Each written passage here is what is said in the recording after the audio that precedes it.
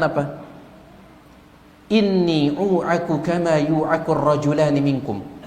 Sesungguhnya demam yang menimpaku seperti demam dua orang di antara kalian. 2 kali lipat. Rasul sabar menerima demam 2 kali lipat. Kita sakit gigi gimana? Ngerengeh. Subhanallah. Ketika seorang dadanya lapang, muncul akhlak yang mulia. Di antaranya sabar. Kemudian juga di antara akhlak mulia yang muncul adalah pemaaf. Pemaaf. Nabi SAW paling lapang dada beliau, makanya beliau paling pemaaf. Cukuplah cerita dari Aisyah radhiyallahu anha menunjukkan betapa pemaafnya Nabi SAW. Apa kata Aisyah dalam riwayat Imam Bukhari? Man taqama Rasulullah sallallahu alaihi wasallam li nafsihi fi syai'in qat. Nabi SAW tidak pernah membalas dendam kalau pribadi beliau yang disakiti. Siapa di antara kita yang bisa seperti ini? Kalau pribadi beliau yang disakiti, beliau tidak pernah membalas dendam, beliau maafkan. Walakin idan tuhikat hurumatullah, tetapi kalau kehormatan agama Allah yang dilecehkan, intaqama lillah, maka beliau membalas itu pun untuk Allah Subhanahu wa taala. Lapang dada luar biasa. Ya. Antum sudah sering mempelajari tentang sirah. Bagaimana Nabi SAW disakiti, dizalimi oleh orang-orang Quraisy di kota Mekah. Berapa tahun beliau di kota Mekah setelah jadi Nabi? Berapa tahun? 13 tahun. Disakiti, dizalimi. Baik. Akhirnya beliau pun keluar hijrah ke kota Madinah. Berapa tahun di Madinah? 10 tahun. Setelah 8 tahun di Madinah, beliau balik ke kota Mekah, melakukan Fathu Makkah, pembebasan kota Mekah. Saat itu beliau yang di atas, orang Quraisy yang di bawah. Bayangkan 13 tahun ditindas, disakiti. Ya. Nabi SAW kumpulkan orang-orang Quraisy yang dulu menyakiti beliau. Beliau katakan, "Madza tadhunnuna anni fa'ilun bikum?" Kira-kira menurut kalian aku akan apakan kali sekarang? 13 tahun. Sekarang Nabi SAW yang punya kekuatan sekarang. Aku akan apakan kalian? Menurut kalian? Ya, mereka mengatakan, "Anta khairuna ibnu khairina." Engkau orang terbaik di antara kami, anak dari orang terbaik di antara kami. Kata Nabi SAW, "Idhabu, pergilah kalian, fa antumut tulaqa, kalian telah bebas, saya maafkan kalian." Subhanallah. 13 tahun ditindas, begitu mudahnya beliau mengatakan, "Saya maafkan kalian." Ketika dada ini sudah lapang. Ya. Disebutkan subhanallah oleh Al-Imam Muhammad bin Talun atau bin Tulun dalam kitab beliau Al-Qala'id Al-Jauhariyah. Pernah terjadi perdebatan antara 2 muridnya Syekhul Islam Ibnu Taimiyah. Ibnu Taimiyah punya banyak murid. Ya. Terjadi perdebatan di antara 2 murid beliau setelah Ibnu Taimiyah meninggal dunia. Yang pertama, Al-Imam Ibnu Abdul Hadi. Al-Imam Ibnu Abdul Hadi. Sedangkan yang kedua, murid beliau yang kedua ini telah menjadi qadhi, telah menjadi hakim. Ibnu Abdul Hadi dari segi umur lebih tua daripada yang jadi qadhi ini. Terjadi perdebatan. Ternyata dalam perdebatan itu dari segi dalil, Ibnu Abdul Hadi lebih kuat dalilnya. Akhirnya marahlah lawan debatnya ini. Ya, marah. Kemudian fabasaqa fi wajhihi, dia pun meludahi wajahnya Al-Imam Ibnu Abdul Hadi. Marah dia, kalah debat, diludahi wajahnya Imam Ibnu Abdul Hadi. Padahal Ibnu Abdul Hadi lebih senior dari segi umur. Dari segi umur. Iya, diludahi. Baik. Apa yang dilakukan oleh Ibnu Abdul Hadi? Maka Ibnu Abdul Hadi langsung dia mengusap wajahnya. Ludah yang di wajahnya itu dia usap sambil mengatakan, "Tahirun bi ijma'il muslimin." Ini suci menurut kesepakatan ulama. Selesai. Kalau kita jagoran meh katanya. Baik. Adu otot sudah kalau kita. Apalagi diludahi seperti ini. Subhanallah. Tapi lihat lapangnya dada orang. Makanya Ibnu Taimiyah rahimahullah mengatakan, ayat-ayat di dalam surah Al-Insyirah ini tertuju kepada Nabi SAW. Tetapi orang yang meneladani Nabi SAW mendapatkan bagian dari ayat ini. Semakin dekat antum dengan Nabi SAW di dalam mencontoh dan meneladani, semakin besar bagian antum dari ayat ini. Manusia paling lapang dadanya Rasul SAW. Ketika antum meneladani beliau, antum akan dapat kelapangan dada. Ya, subhanallah, ya. Jadi ini muncul sifat pemaaf. Kemudian juga di antara sifat mulia yang muncul ketika dada seseorang itu lapang adalah dia akan tawaduk menerima kebenaran. Tidak emosi ketika dikritik. Kalau memang itu benar, dia akan terima. Ya. Sering antum mendengarkan kisah yang disebutkan oleh sebagian ulama. Meskipun kisah ini dari segi sanad, sebagian ulama mengkritiknya, tetapi Al-Imam Ibnu Katsir dalam tafsirnya mengatakan isnaduhu qawi, sanadnya kuat. Ketika Umar Ibnul Khattab menjadi khalifah, Umar Ibnul Khattab mengumpulkan semua rakyatnya. Lalu Umar Ibnul Khattab mengeluarkan sebuah keputusan yang belum pernah ada sebelumnya. Apa keputusannya? Umar Ibnul Khattab mengatakan, mulai hari ini siapa saja di antara kalian yang ingin menikah, maka maharnya tidak boleh lebih dari 400 dirham. Karena Nabi SAW mahar beliau 400 dirham. Pengumuman saya, nggak boleh lebih lagi dari 400 dirham. Perempuan itu mengatakan, apakah anda melarang orang melakukan, apakah anda membatasi sesuatu yang tidak dibatasi oleh Allah? Kata Umar, di mana Allah tidak membatasinya? Perempuan tua itu mengatakan, Allah sebutkan dalam Al-Quran, di dalam surah An-Nisa, Tor, kata Allah, fala ta'khudhu minhu syai'a, jangan kalian ambil lagi mahar itu meskipun sebanyak kintor. Apa itu kintor? Kata Ibnu Katsir, harta yang banyak yang tidak ada batasannya. Allah sendiri katakan, seandainya kalian menceraikan istri kalian, padahal dulu ketika nikah mas kawinnya sangat banyak, jangan ambil. Allah saja mengatakan mas kawinnya sangat banyak. Kenapa anda batasi jadi 400 dirham?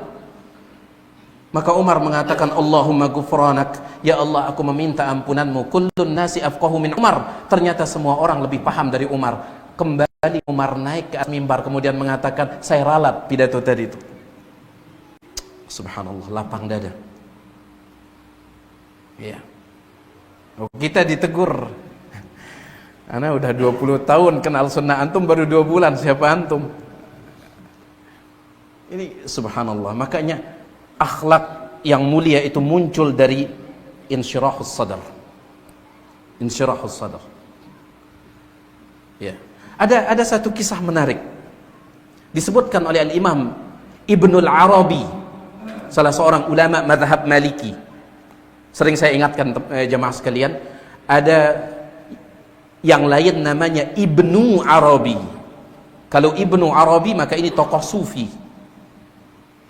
Adapun yang ini Ibnul Arabi, pakai alif lam, Ibnul Arabi, seorang ulama mazhab Maliki, penulis kitab Ahkamul Quran. Di dalam kitabnya Ahkamul Quran, subhanallah ya, kelapangan dada di dalam menerima masukan, kritikan. Disebutkan ada seorang yang bernama Muhammad bin Qasim Al-Uthmani. Muhammad bin Qasim Al-Uthmani ini, dia menceritakan, ketika saya pertama kali masuk ke kota Fustat. Fustat itu adalah ibu kota negeri Mesir dulu sebelum Kairo. Ya, dulu Mesir ibu kotanya namanya Fustat. Ketika saya pertama kali masuk ke kota Fustat, maka saya mendatangi majelis ta'lim seorang ulama besar di kota Fustat. Nama ulama tersebut adalah Abul Fadl Al-Jauhari. Abul Fadl Al-Jauhari, ulama besar di kota Fustat. Sedangkan Muhammad bin Qasim ini orang asing, dia baru masuk ke kota Fustat. Langsung dia ikut majelis taklim pengajiannya Al-Imam Abul Fadl Al-Jauhari. Taib.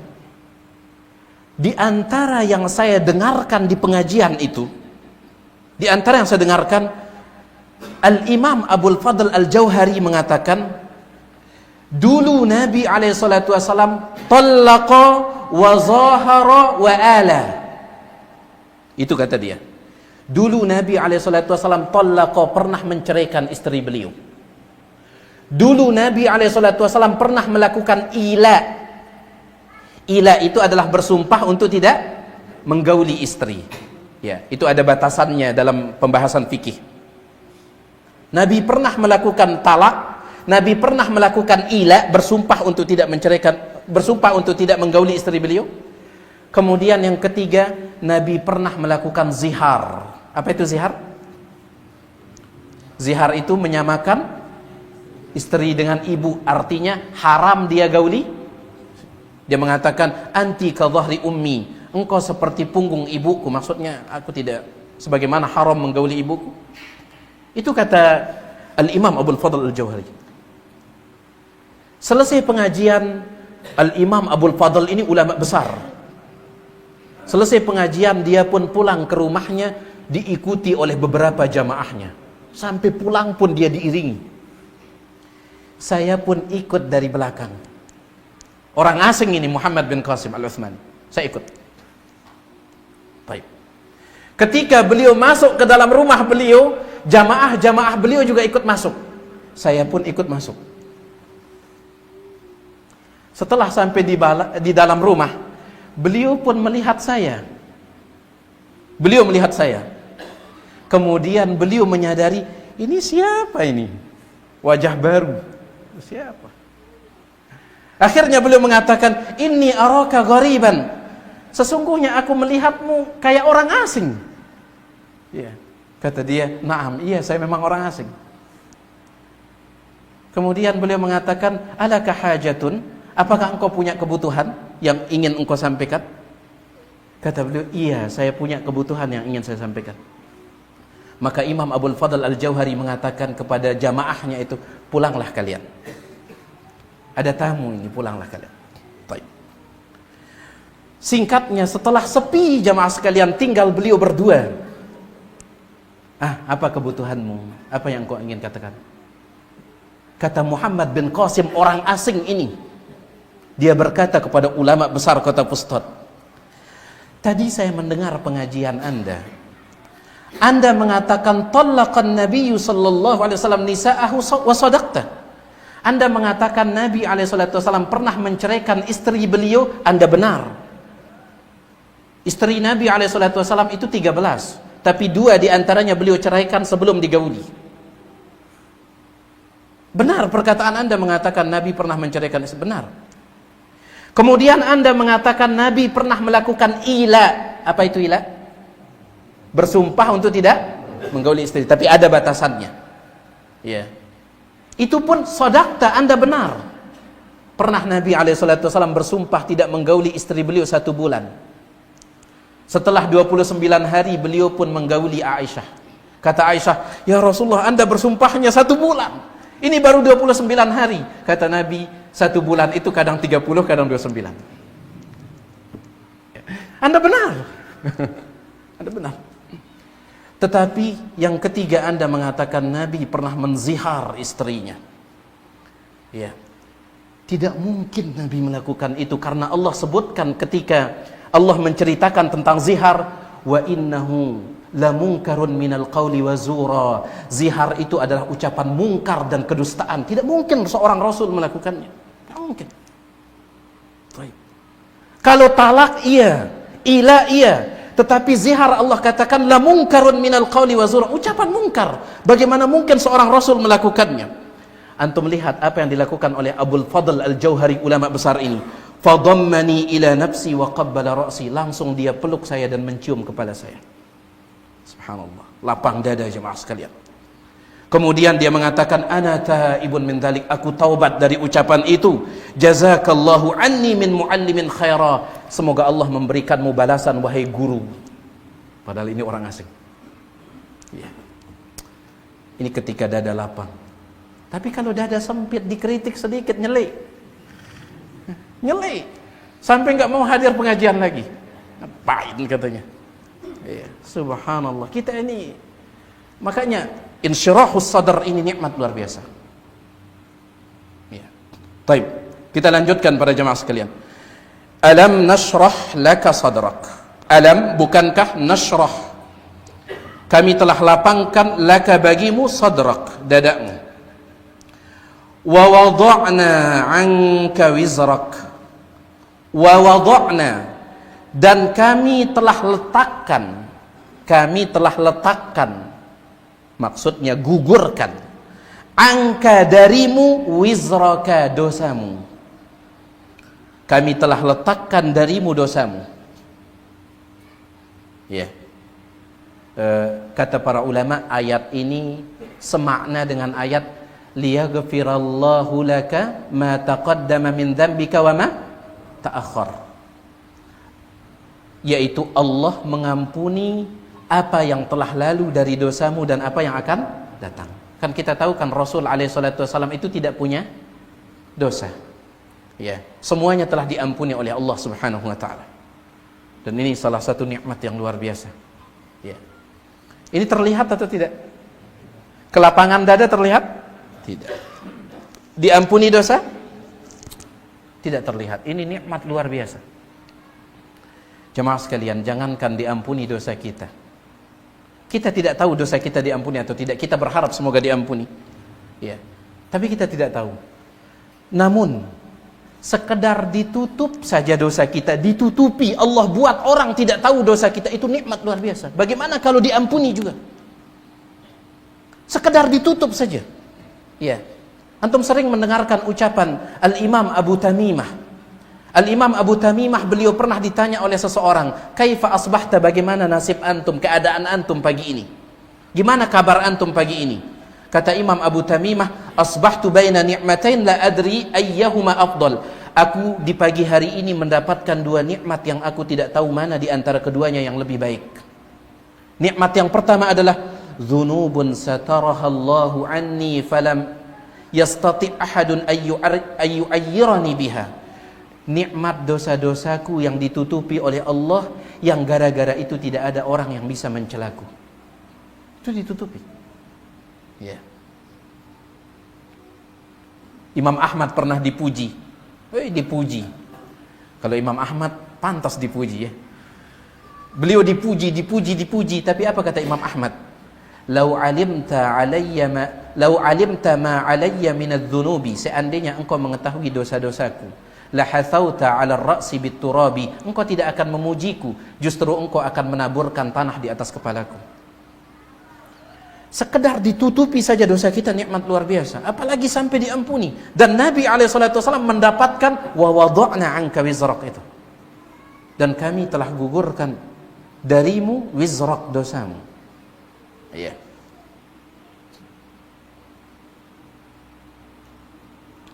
Alladzi anqadha dhahrak, dosa yang bagaimana? Alladzi, yang anqadha dalam Al-Quran terjemahan yang memberatkan, zahrak, punggungmu. Sebenarnya anqadha itu diambil dari kata naqid.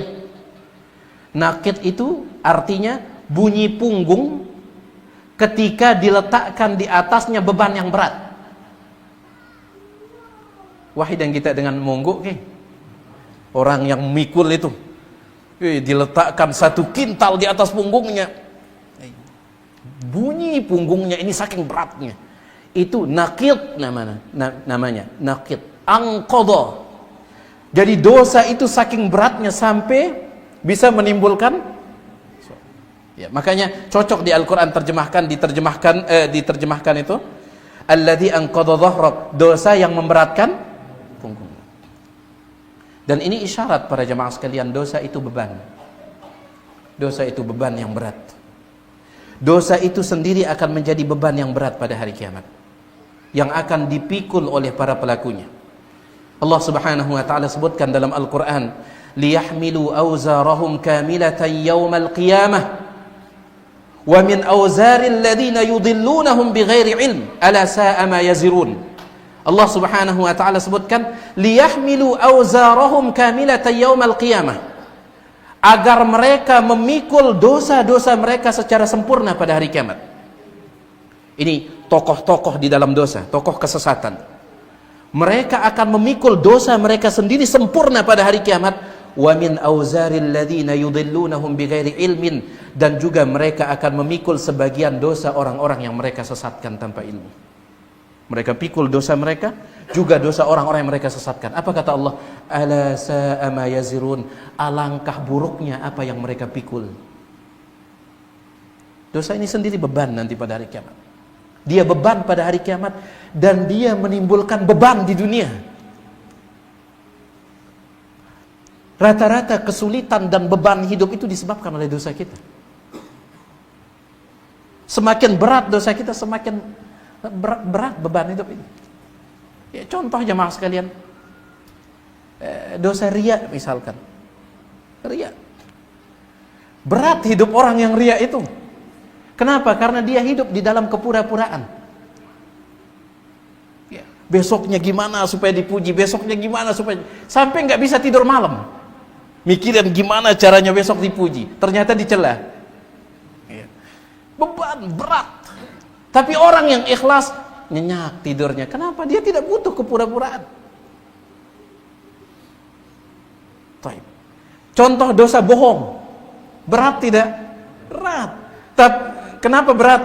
Takut diketahui kebohongannya. Ya. Subhanallah. Dia sudah berbohong, takut diketahui kebohongannya. Takut terus, beban. Iya. Jadi dosa itu sendiri beban, dan dia menimbulkan beban lagi di dunia. Beban berat ketika menjalani hubungan suami istri juga bisa jadi karena dosa. Makanya dulu sebagian ulama salaf mengatakan apa? Disebutkan oleh Ibnul Qayyim dalam Ad-Da' wad Dawa. Sebagian ulama salaf mengatakan inni la'asillah, sesungguhnya aku bermaksiat kepada Allah. Fa'ara dzalika fi khuluqi dabbati wa imraati, maka aku melihat dampaknya pada perilaku istriku dan hewan kendaraanku. Iya. Tiba-tiba istrinya tidak taat dan seterusnya. Bisa jadi karena dosa, beban hidup. Anak juga. Ya. Baik. Jadi ini dia dosa yang Allah gugurkan dari Rasul alaihissalam. Dosa alladzi anqadha dhahrak, dosa yang memberatkan punggungmu. Berat dosa ini.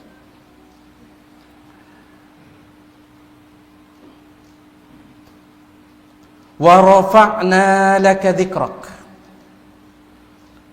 Ya, kalau ini bisa terlihat atau bisa dirasakan. Wa rafa'na, Allah katakan, dan kami mengangkat laka untukmu dzikraka, penyebutanmu. Kami mengangkat untukmu penyebutanmu. Di antara tafsiran sebagian ulama, yaitu kami menjadikan namamu disebut bersama nama Allah Subhanahu wa taala. Ya, misalkan ketika orang masuk Islam mengucapkan apa? Ya. Satu kalimat syahadat atau dua kalimat syahadat? Dua. Asyhadu an la ilaha illallah. Yang kedua, asyhadu anna Muhammadan Rasulullah. Disebut nama beliau bersama dengan Allah Subhanahu wa taala dalam penyebutan.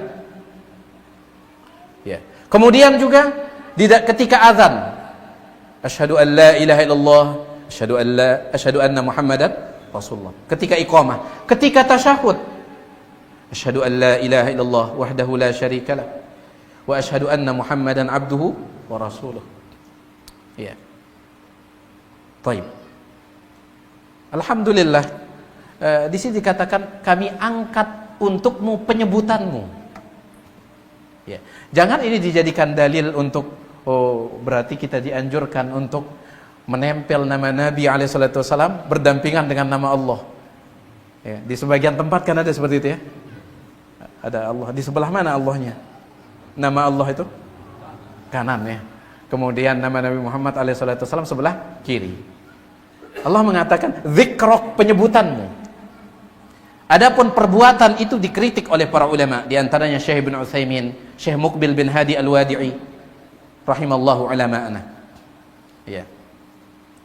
Dan sekali lagi, ketika seseorang meneladani Nabi SAW, dia mendapatkan bagian dari nikmat dalam surah ini. Ya, makanya lihat para ulama kita itu disebut-sebut terus. Disebut dengan kebaikan atau keburukan? Kebaikan. Ya, para ulama kita semakin dekat dengan Rasul SAW, semakin banyak penyebutan mereka. Ya, subhanallah. Wa rafa'na laka dzikrak. Dan kami angkat atau tinggikan bagimu dzikraka, penyebutanmu. Setelah Allah Subhanahu wa taala menyebutkan nikmat-nikmat ini, Allah Subhanahu wa taala katakan fa inna ma'al usri yusra. Inna ma'al usri yusra. Fa inna, maka sesungguhnya, ma'al usri, bersama kesulitan, yusra, ada sebuah kemudahan.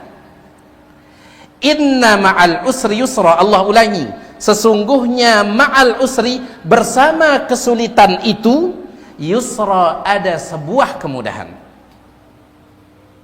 Ya. Antum melihat ayat ini, berapa kali Allah sebutkan? 2 kali. Merenungi ayat ini jemaah sekalian, setidaknya memberikan kita 3 hal. Memberikan 3 manfaat. Setidaknya. Manfaat yang pertama, ayat ini akan memberikan kita harapan kepada Allah Subhanahu wa taala, tidak putus asa. Ternyata setelah kesulitan ada kemudahan. Allah katakan dalam ayat yang lain, sayaj'alullahu ba'da usri yusra. Allah akan jadikan setelah kesulitan yusra, ada kemudahan. Ya. Akan membuat kita tidak putus asa. Apalagi kalau kita baca penjelasan ulama. Antum lihat ayat ini. Allah menyebut kata usri pakai alif lam tidak? Dalam ayat ini. Usri pakai ain itu pakai alif lam tidak? Alif lam? Iya, pakai alif lam. Inna ma'al usri. Ayat setelahnya inna ma'al usri. Sedangkan yusronya pakai alif lam tidak? Tidak. Dari sini para ulama mengatakan, ketika usri itu dua-duanya pakai alif lam, maka itu menunjukkan satu kesulitan. Usri dalam ayat yang ke-5 sama dengan usri dalam ayat yang ke-6. Ya. Sedangkan yusra tidak pakai alif lam, berarti itu yusra, 2 yusra. Yusra ayat yang ke-5 berbeda dengan yusra ayat yang ke-6. Berarti berapa kesulitan di sini? Berapa kesulitan? Nah, antum belum paham. Ulama mengatakan, usri di sana pakai alif lam tidak? Pakai. Usri ayat ke-5 pakai alif lam. Usri ayat yang ke-6 pakai alif lam. Alif lam ini disebut alif lam al-ahdiyah. Menunjukkan usri ayat yang ke-5 sama dengan usri ayat yang ke-6. Berarti kalau dia sama, berapa kesulitan? 1. Sedangkan yusra ayat yang ke-5 tidak pakai alif lam. Yusra ayat yang ke-6 tidak pakai alif lam.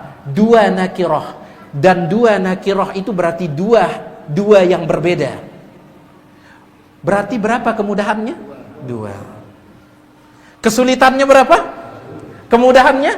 2. Makanya ulama salaf ketika membaca ayat ini, sebagian mereka tersenyum sambil mengatakan, lan yaglibal usrul wahidu yusraini. Tidak mungkin kesulitan yang satu mengalahkan 2 kemudahan.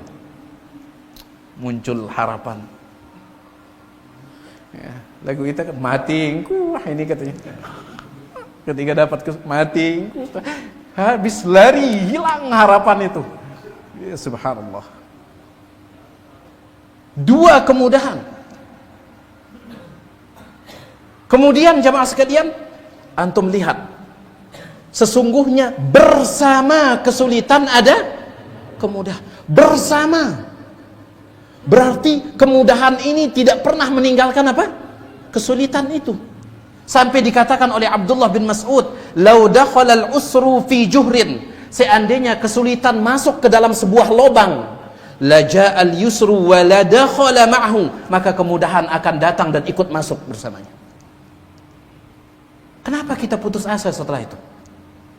Seandainya kesulitan masuk ke dalam lubang, datang kemudahan ikut masuk. Ya subhanallah. Ini dia faedah yang pertama ketika kita merenungi ayat ini, memberikan kita harapan tidak putus asa. Yang kedua, membuat kita husnuzon kepada Allah Subhanahu wa taala. Membuat kita husnuzon. Ternyata Allah Subhanahu wa taala menguji kita sementara. Dan Allah menjanjikan setelah ujian itu, kesulitan itu ada kemudahan. Ini yang kedua. Membuat kita husnuzon, berbaik sangka pada Allah Subhanahu wa taala. Yang ketiga, merenungi ayat ini membuat kita sadar ternyata inilah kehidupan dunia. Yang namanya kehidupan dunia, tidak ada kesulitan yang abadi sebagaimana tidak ada kemudahan selamanya. Ada kesulitan dan ada kemudahan. Ya. Kemudahan yang abadi di mana? Surga. Kesulitan yang abadi di mana? Neraka. Kalau dunia ini kesulitannya tidak abadi, kemudahannya juga diselingi oleh kesulitan. Ya. Jadi jemaah sekalian, ayat ini luar biasa untuk direnungi. Fa inna ma'al usri yusra, inna ma'al usri yusra. Ya, sesungguhnya bersama kesulitan ada kemudahan. Cuman siapakah yang akan mendapatkan kemudahan setelah kesulitan? Itu pertanyaan. Yang akan mendapatkan kemudahan setelah kesulitan adalah yang pertama orang yang bertakwa, dan yang kedua orang yang bersabar. Takwa dan sabar itu syarat. Takwa, Allah janjikan dalam ayat yang lain, wa may yattaqillaha yaj'al lahu min amrihi yusra. Siapa yang bertakwa kepada Allah, Allah jadikan urusannya mudah. Takwa. Yang kedua sabar. Nabi SAW bersabda, wa innan nasra ma'as sabri. Pertolongan Allah itu datang bersama kesabaran. Dan di sini letak masalah kita. Ya. Kita ini ketika dapat ujian, masalahnya kurang sabar. Sakit misalkan, berobat ke dokter 1 belum sembuh, dokter 2 belum diberikan kesembuhan oleh Allah, dokter 3 belum, akhirnya kurang sabar. Ya, beri tahu balik dukun, dukun. Ya. Setelah dia datang ke dukun, Allah takdirkan dia sembuh sebagai ujian. Sebenarnya dia tambah sabarnya sedikit sebelum itu. Memang dia ditakdirkan sembuh setelah itu. Dia tinggal tambah sabar sedikit. Itu masalahnya. Ya. Subhanallah. Ya. Di sini letak ininya kita. Ya.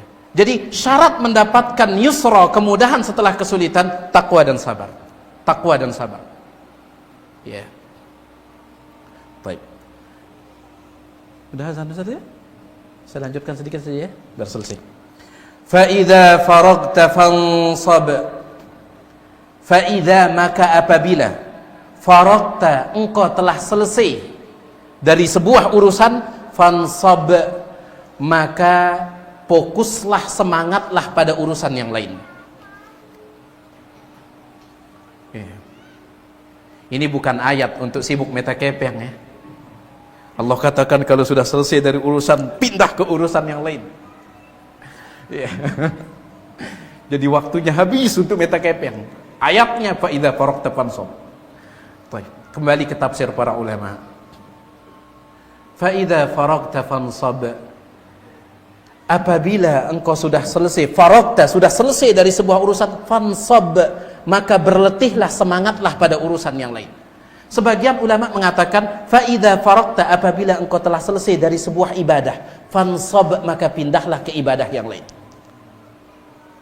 Karena memang kita diciptakan untuk apa? Ibadah. Ya. Selesai dari sebuah tugas, pindah ke tugas yang lain. Apa tugas kita? Ibadah. Ini tafsiran sebagian ulama. Sebagian ulama mengatakan apabila engkau sudah selesai dari urusan akhirat, ya, maka boleh pindah ke urusan dunia. Seperti firman Allah ketika membicarakan tentang sholat Jumat. Apabila dipanggil untuk sholat Jumat, maka bersegera. Apa kata Allah? fa idza qudiyatis shalah, kalau salat sudah selesai, salat apa? Salat Jumat, fantashiru fil ardi, silahkan bertebaran di atas muka bumi, wabtagu min fadlillah, cari karunia Allah. Setelah selesai ibadah salat, cari. Iya. Baik. Ini tafsiran sebagian ulama. Wallahu taala a'la wa alam. Sebagian ulama mengatakan ayat ini umum, dan insyaallah itu yang lebih mendekati kebenaran. Apabila kalian sudah selesai dari sebuah kebaikan, pindahlah ke kebaikan yang lain, baik kebaikan dunia maupun akhirat. Ya. Dan banyak kita ini nganggur dari kebaikan dunia dan nganggur dari kebaikan akhirat. Ya. Sibuk dengan apa? Update status. Subhanallah. Makanya Syekh Ibnu Utsaimin rahimahullah mengatakan, sebagian umat Islam di zaman ini, kata beliau, keadaan mereka lebih menyedihkan daripada orang kafir. Setidaknya orang kafir mereka mengejar dunia, ada yang mereka dapatkan. Sebagian umat Islam dunia nggak dapat, apalagi akhirat.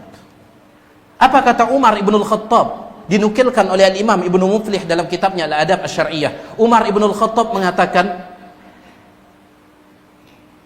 inni la akrahur rajula, sesungguhnya aku membenci seorang laki-laki, an arahu yamshi sabahlala, melihat laki-laki itu berjalan sabahlala. Apa arti sabahlala? Kosong dari kebaikan dunia dan akhirat. Aku benci melihat laki-laki seperti ini. Dunia enggak dapat, apalagi akhirat. Ya.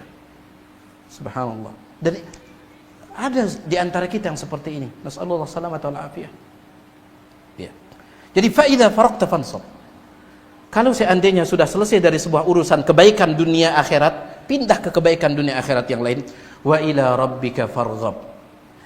Ayat yang ketujuh itu menyuruh kita berusaha. Kalau sudah selesai dari sebuah urusan kebaikan, pindah ke kebaikan yang lain. Menyuruh kita apa? Berusaha, beramal. Sedangkan ayat yang terakhir luar biasa ayat ini. Wa ila rabbika farghab, dan hanya kepada Tuhanmu farghab, engkau berharap. Jadi kita hanya berusaha, gantungkan harapan tentang hasilnya kepada siapa? Allah Subhanahu wa taala. Sehingga kita akan menggabungkan antara usaha dan doa. Ayat yang ketujuh, berusaha, beribadah. Wa ila rabbika farghab, jangan lupa hanya kepada Tuhanmu engkau berharap. Gantungkan harapan doa kepada Allah Subhanahu wa taala. Kalau seandainya kebaikan akhirat, minta kepada Allah agar Allah menerimanya. Minta kepada Allah agar Allah menjadikannya sebagai ibadah yang berpahala.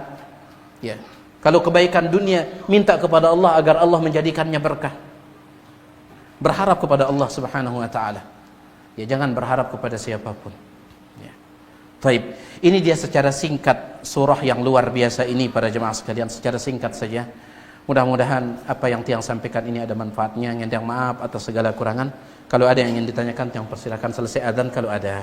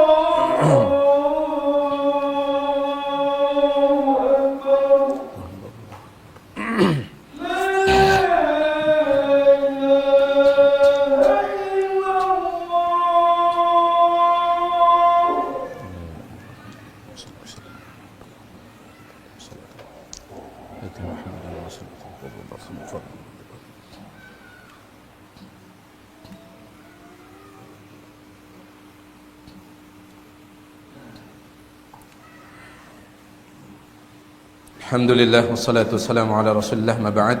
Di sini ada satu pertanyaan yang melalui WA. Assalamualaikum Waalaikumsalam warahmatullahi wabarakatuh. Izin bertanya di luar tema berkaitan dengan ibadah kurban. Apakah patungan sapi uangnya harus sama? Apakah patungan sapi uangnya harus sama? Gimana? Harus sama atau tidak? Ya, tergantung. Kalau patungannya 7 orang maka harus sama. Ya, kalau patungannya 7 orang harus sama. Karena para ulama mengatakan tidak boleh sapi itu berapa orang boleh patungan? 7. Tidak boleh satu orang itu kurang dari 1/7. Gak boleh. Misalkan harga sapinya itu 21 juta. 21 juta. 21 juta dibagi 7 berapa? 3 juta. Kalau ternyata orang pertama 3 juta, orang kedua 3 juta, orang ketiga 3 juta, orang keempat 3 juta, orang kelima 3 juta, orang keenam 4 juta, orang ketujuh 2 juta, berarti yang ketujuh ini bukan 1/7 yang dia dapat, kurang dari 1/7, dan itu tidak sah. Itu tidak sah. Jadi kalau 7 orang harus masing mereka itu sama setorannya 1/7. Tetapi kalau seandainya yang patungan itu 6 orang, 6 orang yang patungan, boleh atau tidak patungan 6 orang? Boleh. Orang pertama 3 juta, orang kedua 3 juta, orang ketiga 3 juta, orang keempat 3 juta, orang yang kelima ini 6 juta, orang yang ketujuh 3 juta. Boleh atau tidak? Boleh. Boleh. Ya. Gak boleh dia, intinya kalau 7 orang tidak boleh kurang dari 1/7. Itu dijelaskan oleh para ulama. Wallahu taala a'lam wa a'lam. Baik, sudah tidak ada? Silakan.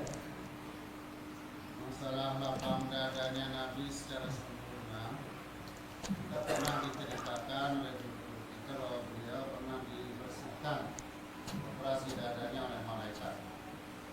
Ya. Lalu kan kita ingin seperti itu. Baik. Pertama, dada beliau itu pernah dibelah ketika beliau umur 4 tahun. Ketika beliau umur 4 tahun. Dada beliau dibelah itu, kata Anas bin Malik dalam riwayat Imam Muslim, saya pernah melihat bekas belahannya itu dari sagrah. Sagrah itu lekukan ini. Lekukan ini itu sagrah. Dari sini belahannya sampai pusar beliau dibelah. Saya lihat jahitannya, kata Anas bin Malik, ketika Nabi berumur sudah dewasa. Lihat. Baik. Itu operasi besar atau tidak? Besar. Ya. Sehingga operasi besar di zaman itu, maka itu kejadian luar biasa. Dan kejadian luar biasa yang terjadi pada calon nabi sebelum diangkat menjadi nabi, calon nabi itu disebut irhas. Jadi itu irhas, kejadian luar biasa kepada calon nabi. Baitan dek narak itu jadi calon nabi ini, itu masalahnya. Calon mati kata beliau. Iya. Calon mati iya. Tapi calon nabi enggak ada kita. Maka nggak mungkin kita akan dapat itu, ya, dibersihkan, ya, ya, baik. Riwayat tentang itu sahih dikeluarkan oleh Imam Muslim dalam kitab sahihnya. Wallahu taala a'lam wa a'lam. Silakan Pak.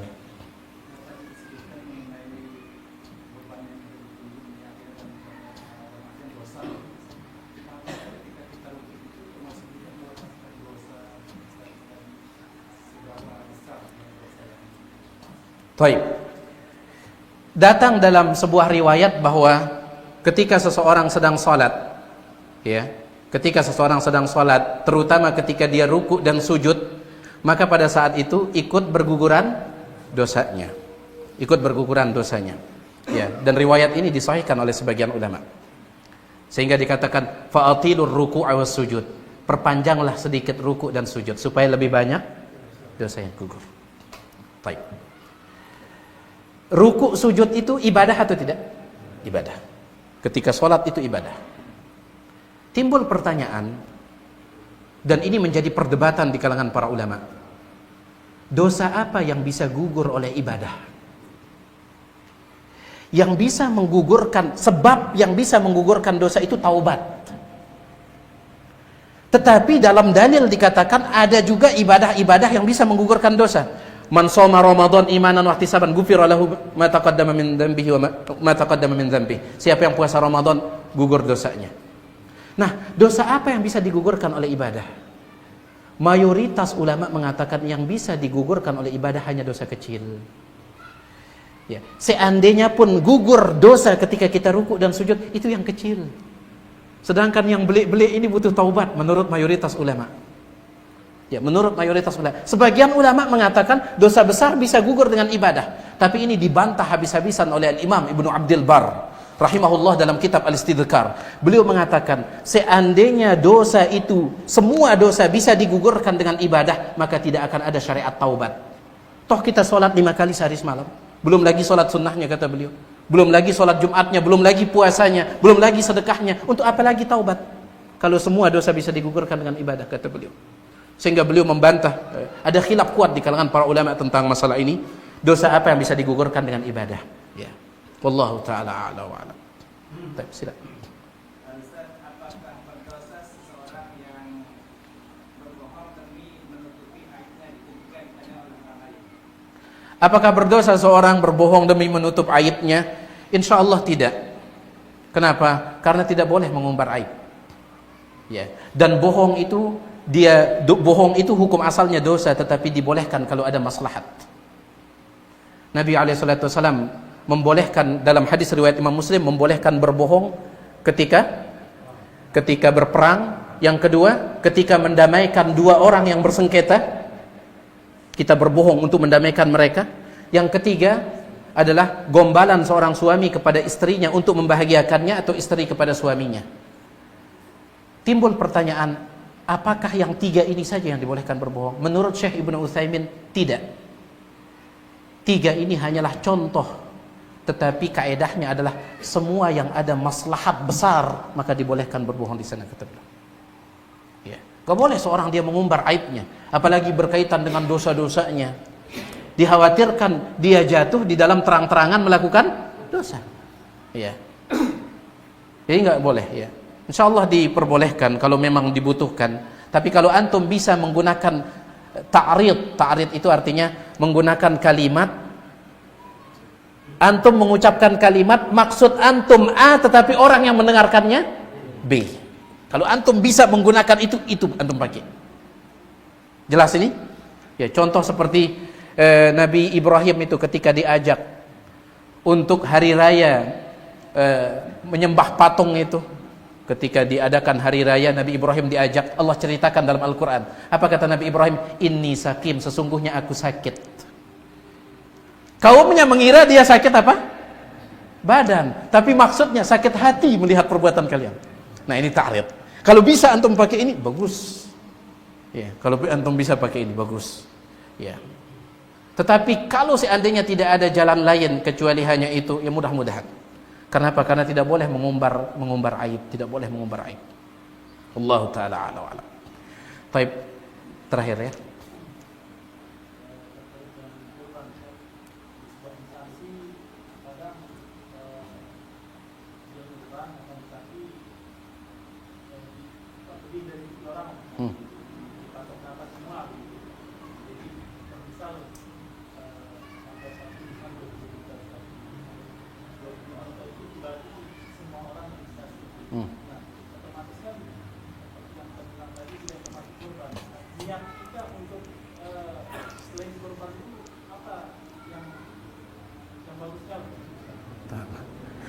Baik, di sebuah perusahaan instansi ada seekor sapi dibeli oleh semua karyawan misalkan.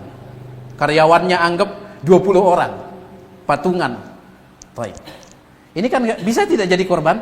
Gak bisa. Karena sapi itu paling banyak berapa? 7 orang. Lalu apa niat kita? Mekela. Itu sudah niatnya. Ya, mekela. Ya. Sembelih sapinya itu makan bareng-bareng. Kalau dijadikan kurban nggak bisa. Ya, dan ini sering kita diingatkan oleh para ulama, guru-guru di sekolah itu kadang ingin mendidik murid-muridnya Dalam satu kelas 30 orang, murid-muridnya disuruh sama-sama 100.000. Akhirnya terbelilah seekor kambing. Ya, ketika diserahkan ke panitia, ini korban satu kelas, kata. Enggak bisa. Ya, seekor kambing 30, enggak bisa. Ijma' ulama kalau kambing itu satu orang. Ya, ijma' ulama. Wallahu taala ala wa alam, mudah-mudahan sedikit ini bermanfaat. Ngandang maaf atas segala kurangan. Subhanakallahumma bihamdik asyhadu an la ilaha illa anta astaghfiruka wa atubu ilaik. Assalamualaikum warahmatullahi wabarakatuh.